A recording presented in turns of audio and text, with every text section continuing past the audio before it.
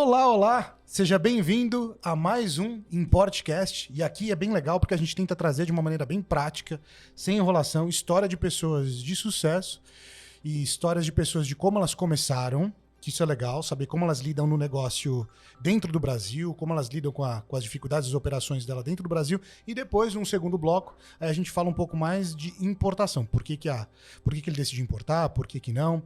E hoje, né, eu tô aqui com o Edivaldo, da Rondolabs, né? Rondolabs é... Onde que fica, né? O nome já meio que denuncia, mas não sei se as pessoas vão perceber isso aí. Então, bem, prazer, Edivaldo. Então, a Rondolab, ela fica no melhor estado do Brasil. No paraíso, fica em Rondônia. Rondônia. Então, olha só, a gente tem hoje um convidado... João, qual foi a última pessoa que você falou de Rondônia? Falei de Manaus, mais próximo. Eu tô pensando aqui, eu conheço bastante gente de Roraima, né? Roraima eu conheço algumas pessoas, bastante gente que faz negócio com a gente, mas Rondônia, acho que a gente tem poucos casos disso. Pouquíssimos, né? São poucos. E é muito longe pra vir pra cá. E eu tô do lado aqui do Rodrigo. Muito prazer mais uma vez, sou o Rodrigo. Legal. Bom, conta um pouquinho pra gente do... Essa empresa não nasceu hoje, talvez foi o seu primeiro negócio, e se não foi, conta como ela começou a existir, vamos falar assim. Rapaz, essa empresa, que ela tá no papel tem 10 anos, mas... Novo, né? Pouco tempo, novo, vamos pensar assim, né? Mas o que eu conto pras pessoas, elas são 18. Tá. Aí você puxa um pouquinho mais, ela tem mais de 18. Tá. Ela vai pra 24 Tá. anos.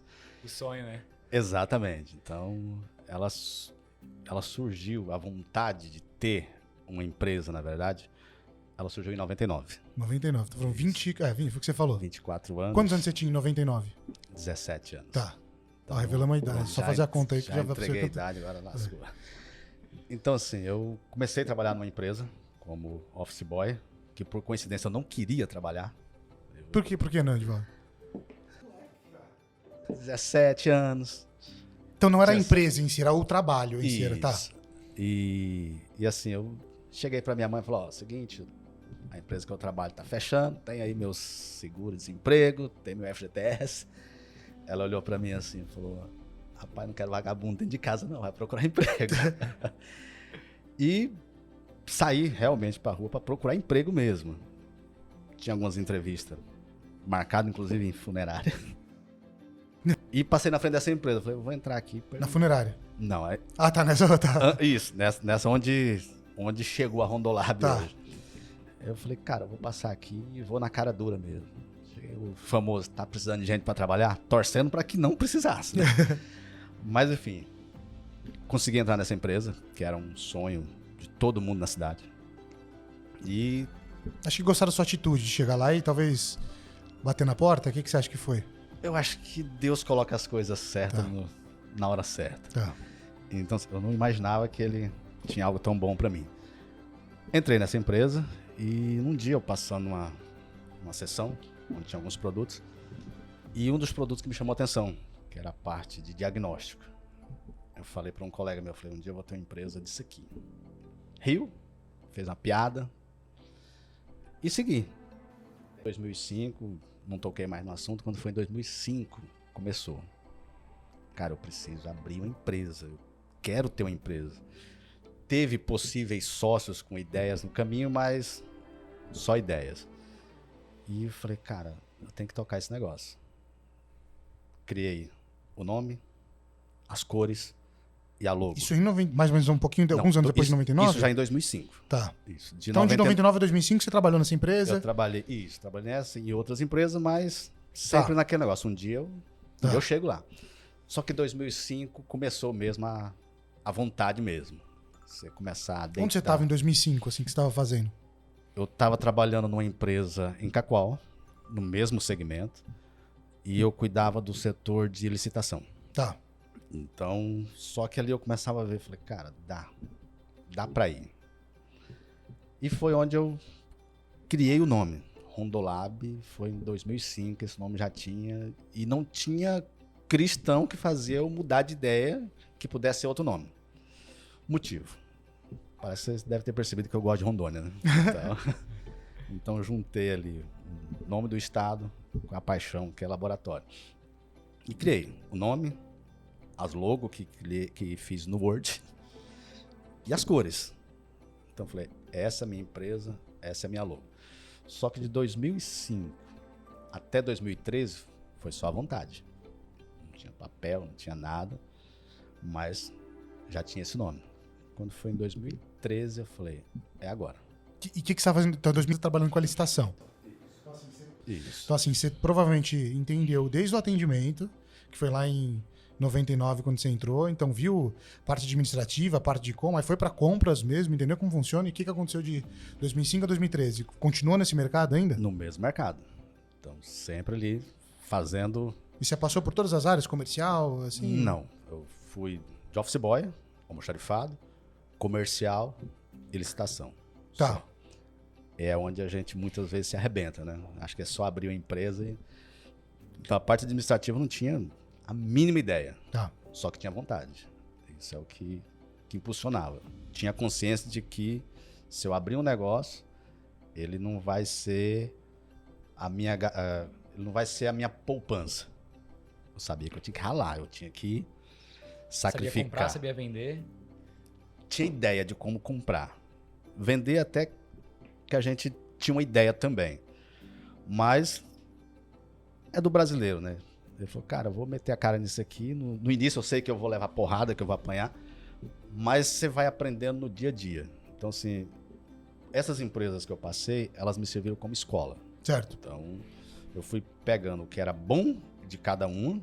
Falei, cara, esse patrão aqui, ele é bom nisso. Observa, isso aqui não presta, isso aqui não dá certo. Então, eu fui meio que... Fazendo o seu estilo, assim. Isso, pegar um pouco de cada um, da qualidade, tentar trazer para mim. Não cometer os mesmos erros, tá? E ver o que eles faziam de bom para me agregar na minha. E nesse período de 2005 até 2013 também, sempre no mesmo segmento. Aí quando foi em 2013 eu falei, eu vou meter a cara, sem R$1 no bolso. Mas você não tinha então capital, não tinha? Não, foi na fé mesmo, foi literalmente na fé.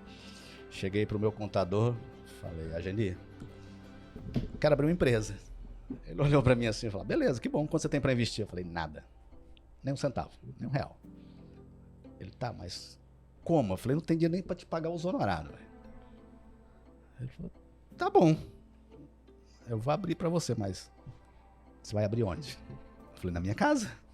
Ele, não dá, velho, não dá, não tem jeito. Eu falei, mas por quê? Ele, você não vai conseguir alvará, você não vai conseguir nada. Você precisa arrumar um ponto comercial. Eu falei, beleza.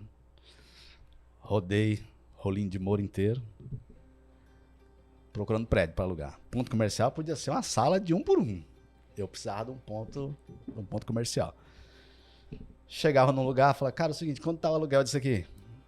Ele, R$1.000. Eu, beleza, eu alugo, mas eu vou começar a te pagar daqui 5 meses. Ele, você é doido?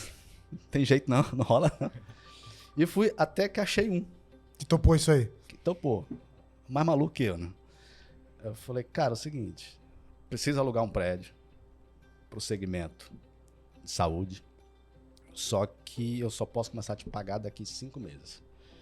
Que tinha uma possível grana para entrar. Graças a Deus ela não entrou, tá? Porque se tivesse entrado eu já tinha falido. Ele olhou para mim assim, falou, beleza, eu alugo. Olhei pro antigo sócio meu, falei, cara, ele é mais louco que a gente, velho.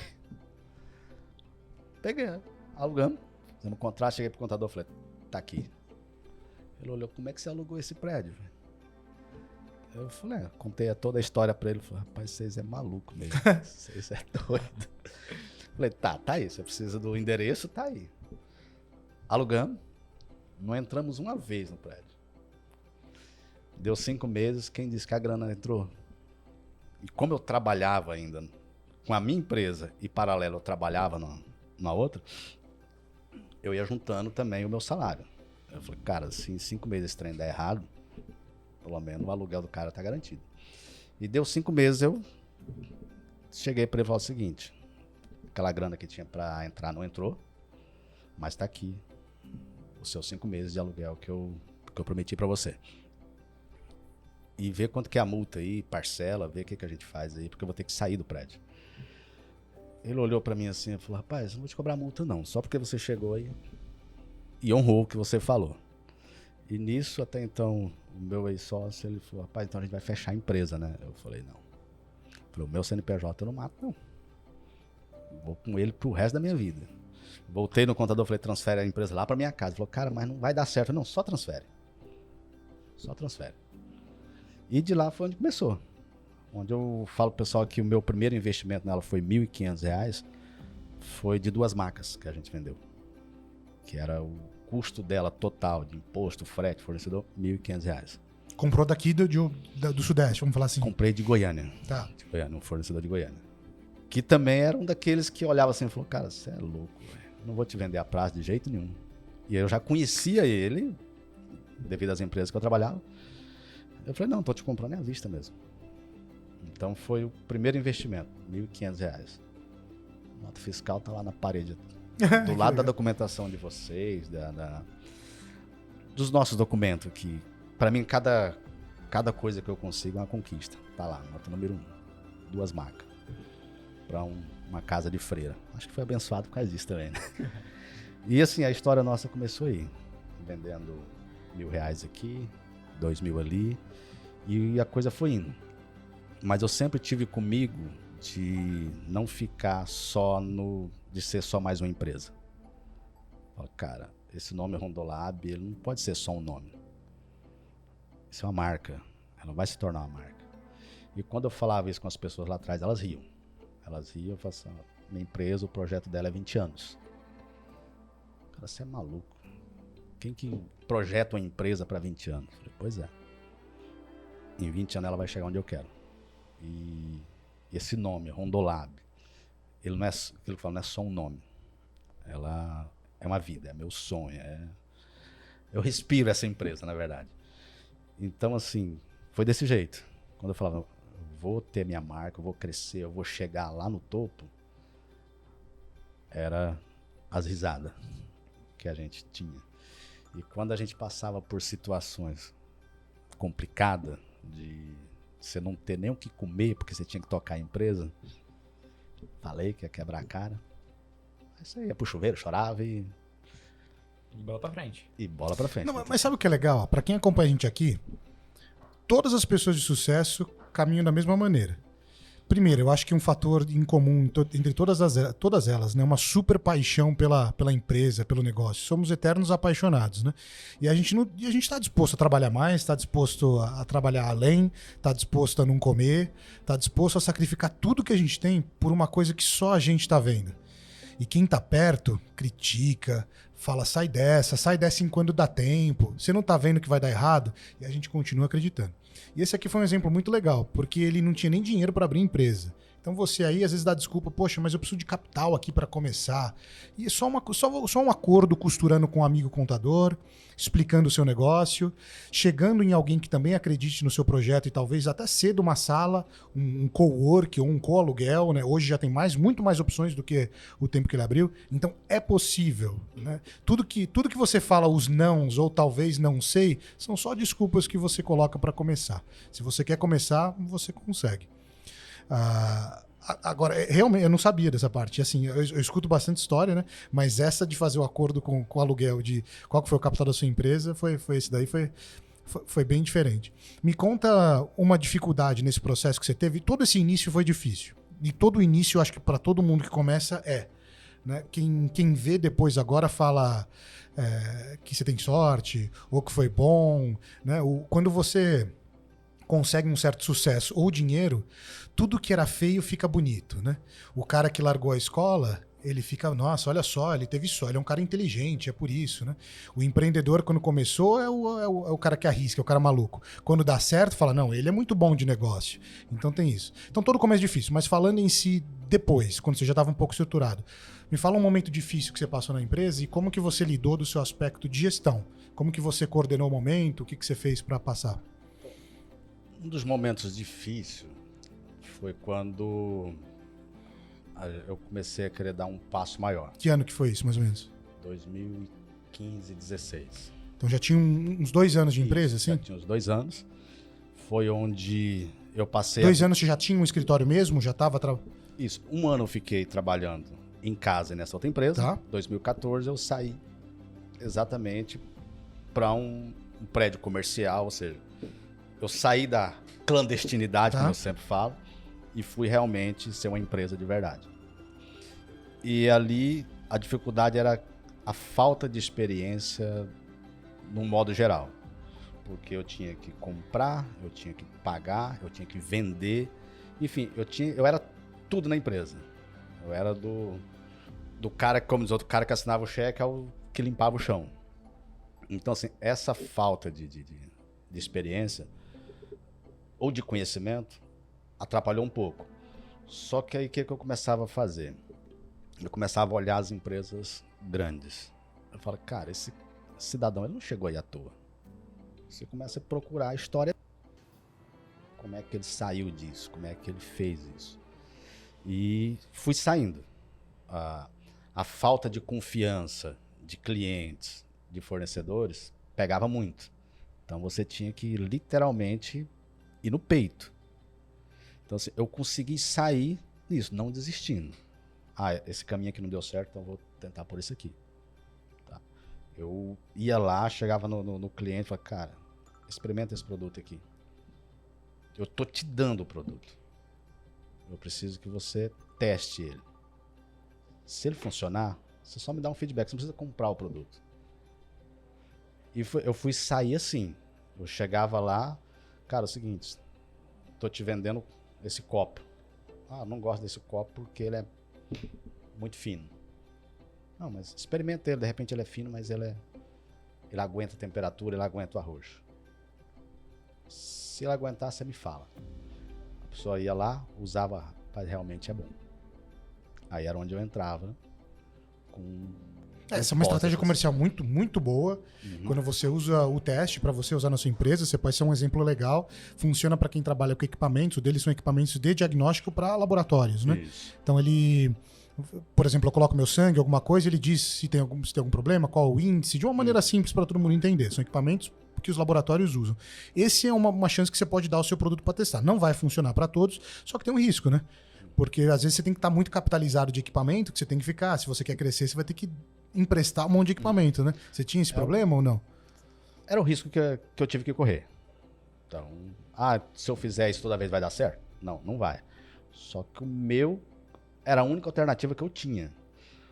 Até porque também, assim, eu tenho confiança naquilo que eu vou entregar. Então, eu só precisava dessa abertura. E foi onde eu consegui.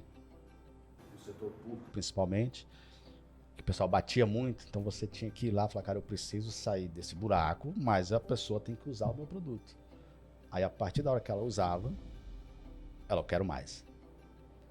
Aí você vai saindo aos poucos. Você falou pra mim que hoje em dia as licitações colocam as descrições, né, os requisitos, de acordo com os produtos que você vende, porque você acabou subindo a régua dos produtos, né? Sim. A gente... eu costumo dizer que nós começamos a ensinar as prefeituras lá a comprarem. Então, é o famoso ensinar o padre a rezar. Porque o que acontecia? Acho que no Brasil, no modo em geral, o pessoal condena muito as vendas públicas e as compras públicas. E acho que tem uma má impressão. Em geral, quando fala isso, as pessoas já acham que tem alguma coisa errada, que é ruim, é verdade. Você vende para a prefeitura, Até eu, particularmente. tu é corrupto. Então, eu falei, cara, eu preciso mudar esse cenário. E eu comecei a visitar as prefeituras sem contato com o prefeito, sem contato com o secretário, sem contato com o pregoeiro. Eu ia lá na pessoa da bancada, o farmacêutico, o biomédico, falava, cara, você está sofrendo aí para poder fazer exames, o município faz só aquele arroz com feijão. Pede pro seu gestor investir. Mas saúde pública, serviço público, você sabe como é que é ruim. Eu falo, cara, não é. A gente precisa mudar isso. E eu comecei a apresentar isso para ele. Ele falou assim, olha, você tem... Isso até antes dos equipamentos. A compra dos insumos mesmo. Você chegava lá, uma descrição mal feita. A pessoa que comprava era uma, a que utilizar era outra, e quem recebia o produto do almoxarifado era outro. Então eles não tinham ideia do que estava recebendo. E eu peguei e falei assim, vamos fazer o seguinte. Vamos melhorar a descrição desse negócio. Coloca um nome técnico. Que aí, aquele que for amador, vai pular fora. E no início tinha essa resistência. Até um ponto de uma cliente nossa, hoje eu tenho ela até como uma amiga particular. Que a nossa relação começou até numa briga. Porque ela comprou um equipamento, a prefeitura comprou um equipamento. Uma empresa de São Paulo entrou, moeu o preço. Só na hora de instalar, o cidadão sumiu no mapa. E ela pegou e ligou para mim. Ligou para mim e falou, Edvaldo, eu preciso instalar essa máquina. Eu falei, tá, mas quem que te vendeu? Ah, foi a empresa X lá de São Paulo. Eu falei, então cobra dela. Ela, não, mas eu liguei lá e disse que é você. Eu falei, te enganaram, te enrolaram. E a partir daí foi uns 3 meses de briga mesmo. A gente costuma dizer que só faltou chegar àquele ponto de seu pai não é mulher e sua mãe não é homem. Só faltou chegar nesse ponto. Até que um dia eu resolvi sair de lá da empresa e fui lá nessa cidade. Eu falei, vou conversar com essa mulher pessoalmente. Porque eu não vou parar de vender para o município só porque ela é chata. Eu quero pôr o meu produto lá. Cheguei pra ela... Nossa, se ela estiver escutando, você tá vendo? Acho que falou que é chato, hein? Não, ela sabe que ela sabe. Caína. Aí, então assim, eu fui lá com ela. Eu falei... vamos arrumar esse negócio aí? E foi onde ela falou, mas serviço público é complicado, é difícil. Eu falei, doutora, é difícil porque vocês querem fazer a coisa difícil. Vamos fazer o seguinte, essa última compra de reagente foi uma bagunça. A máquina eu nem entro no mérito, porque, com perdão da palavra, foi uma zona. Eu falei, vamos arrumar a descrição desses negócios, começa a exigir do seu fornecedor que ele te dê assessoria, que ele te dê treinamento, que ele faça as coisas acontecer. Porque não é porque o dinheiro é público que tem que ser de qualquer jeito. Ela, mas não sei. Aí eu peguei e falei com ela, falei o seguinte,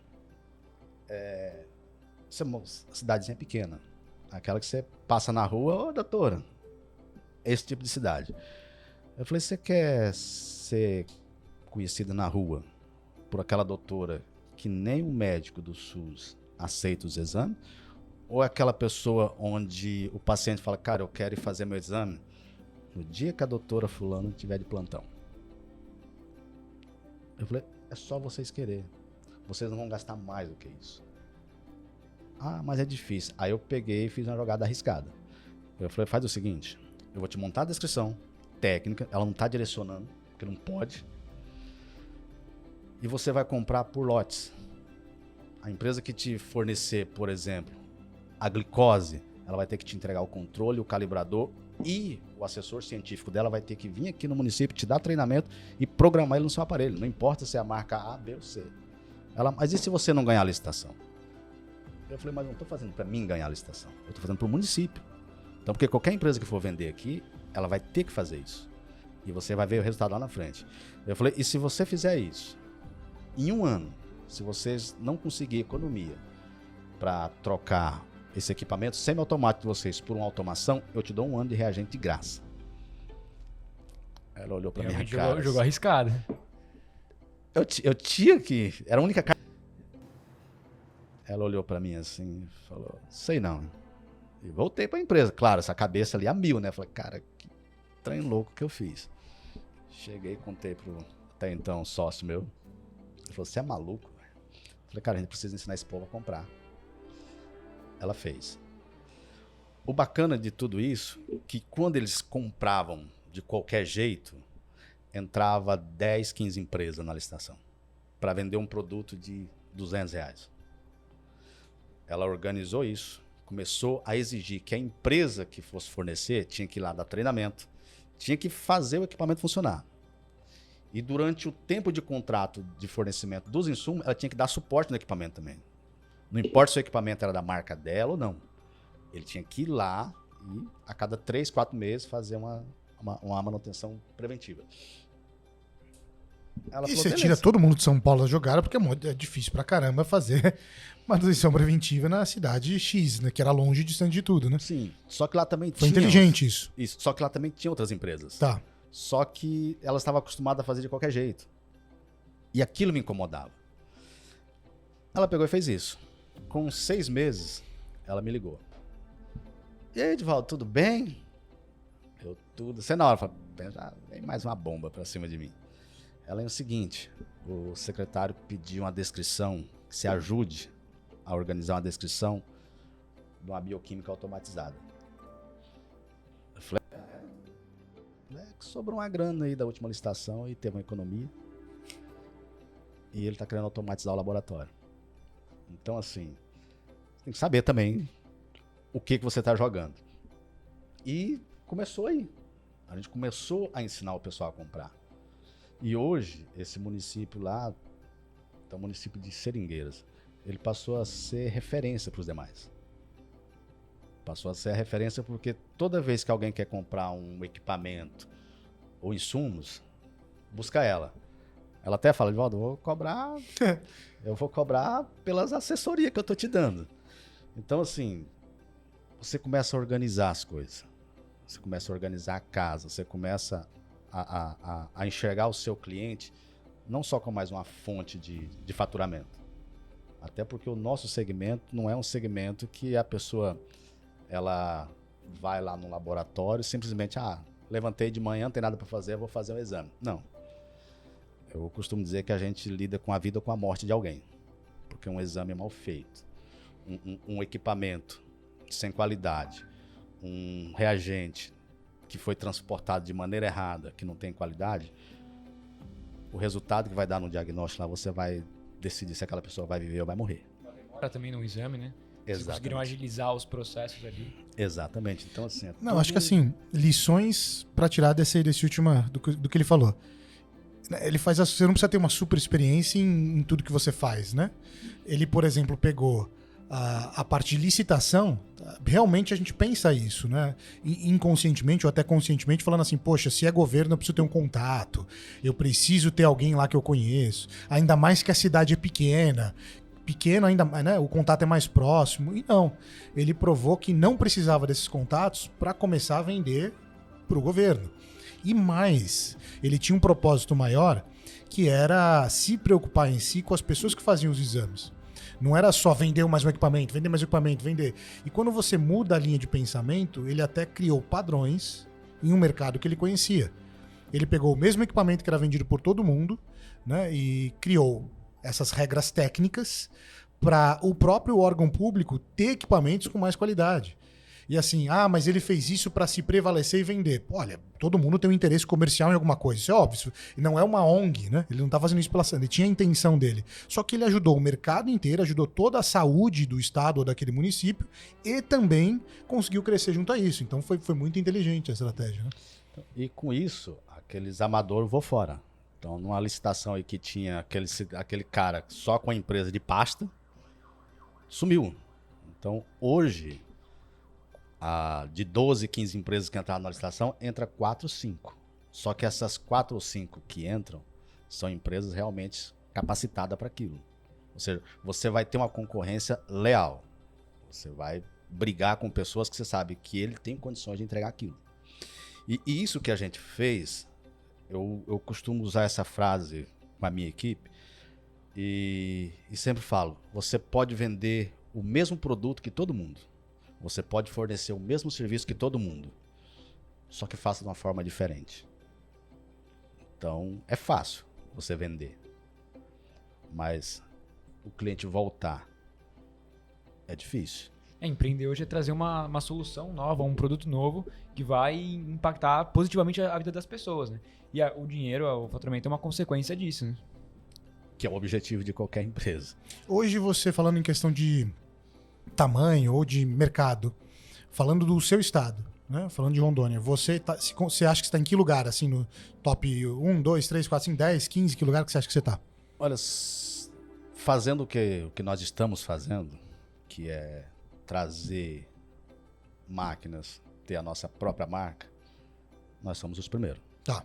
Em termos, claro, de know-how, de estrutura, tem outras empresas mais avançadas.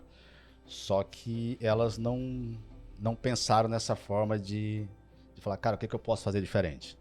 eles simplesmente continuam fazendo o mesmo de sempre, o mesmo que todo mundo faz. Simplesmente copiam. E para nós, cópia não dá certo. Eu acho que você se torna uma referência, igual a gente está muito acostumado, né, João? As pessoas copiarem nosso material, elas copiam os produtos que a gente lança alguma coisa, tem gente copiando.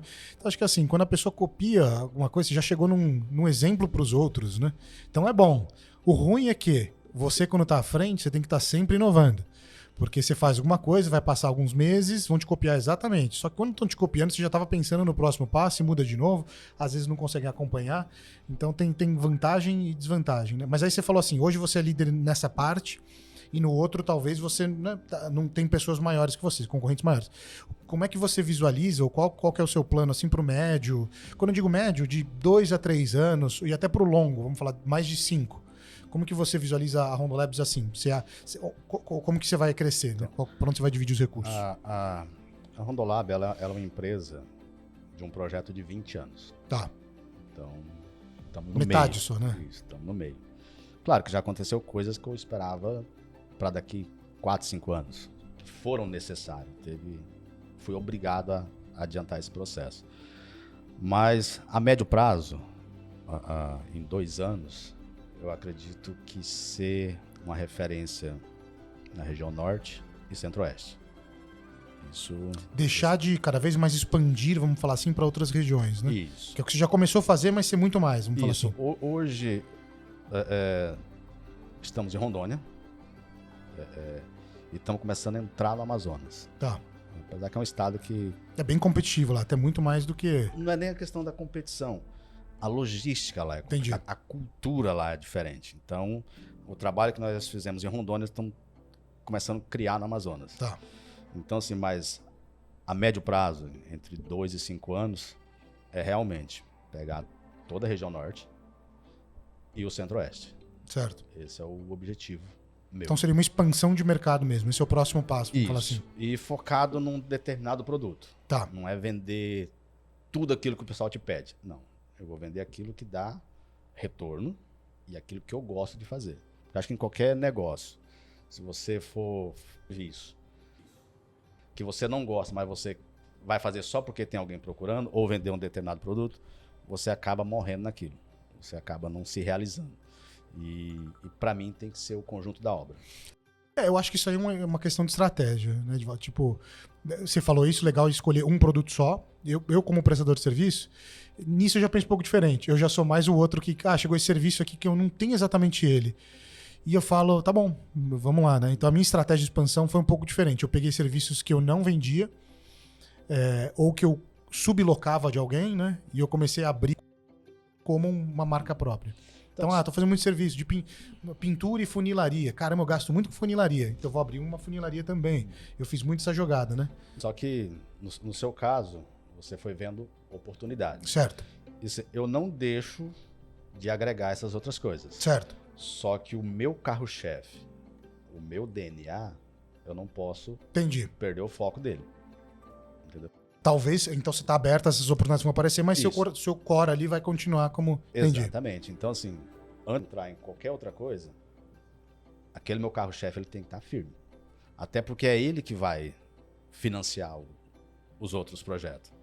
Então, se eu der uma bobeada ali, eu não faço nem ele e nem o outro. Então, inicialmente, Edivaldo, eu quero que você me venda óculos agora.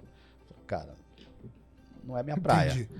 Mas eu posso pensar naquilo. Vou fazer um estudo de caso e ver, cara, realmente vai valer a pena? Vai atrapalhar o meu outro negócio? Tá. Antes de a gente passar então para esse próximo bloco que a gente vai falar de importação, e esse bloco ele é fechado aqui para o YouTube, né? A gente só vai, né? A gente vai passar lá para a nossa plataforma, que é o ImpoClub. Eu queria que você só respondesse uma última pergunta nesse bloco aberto.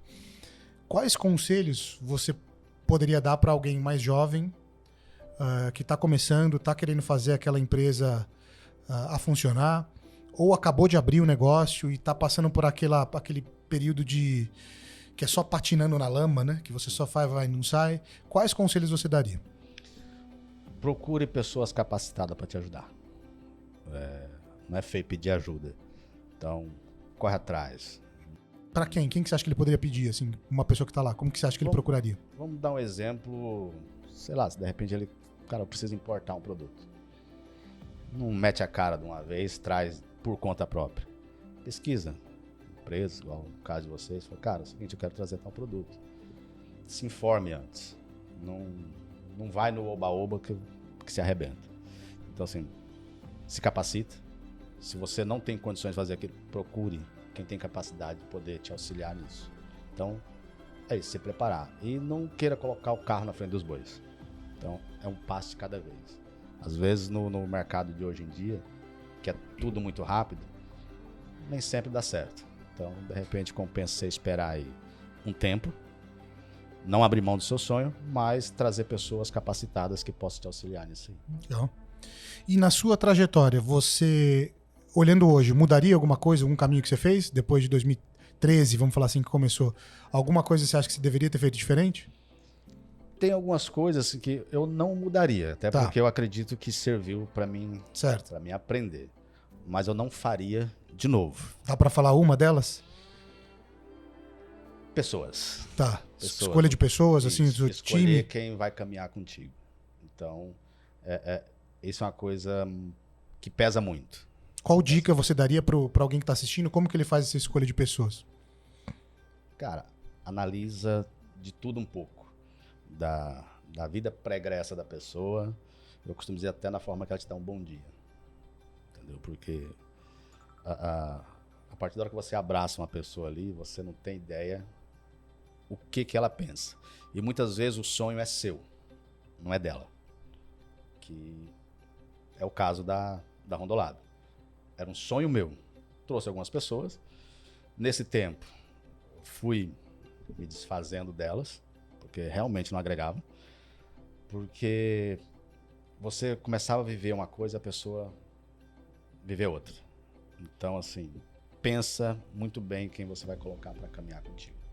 Então, isso hoje é o que eu não faria de novo. Claro, há casos e casos. Uhum. Então, mas hoje, para Rondolado, hoje para Rondolado é o Edivaldo. Legal. Então ele fechou esses conselhos, na verdade, explicando. Eu gosto de falar isso, que eu sempre tive um ótimo faro para pessoas, né? Não tô me blindando disso, já tomei muito na cabeça, mas eu consigo sentir pessoas boas intencionadas. Eu tenho, né, acredito em energia, né? Vocês sabem que eu sempre estou circulado de pessoas boas. E eu acho que você, assistindo aqui, é claro que você sabe o que é certo, sabe o que é errado, e você sabe o que é uma pessoa boa e sabe que é uma pessoa que não é legal para estar do seu lado. O que é mais difícil, às vezes, é ter a coragem de falar, cara, não é legal, essa companhia não é legal, esse círculo de amigos aqui tá me puxando para baixo. Isso é o mais difícil, é você tomar a decisão, porque você sabe o que te agrega e você sabe o que te puxa. Então aqui tem um exemplo prático do que fazer, né? Você pode ter o faro ou a sua percepção real da onde fugir e da onde continuar. Mas vamos então para o bloco de importação. Teve bastante insight legal saber da história dele. Um cara... Esse realmente foi diferente. O que abriu a empresa sem pagar o contador, que alugou sem nada, que abriu obra pública sem contato. Então é interessante isso aí.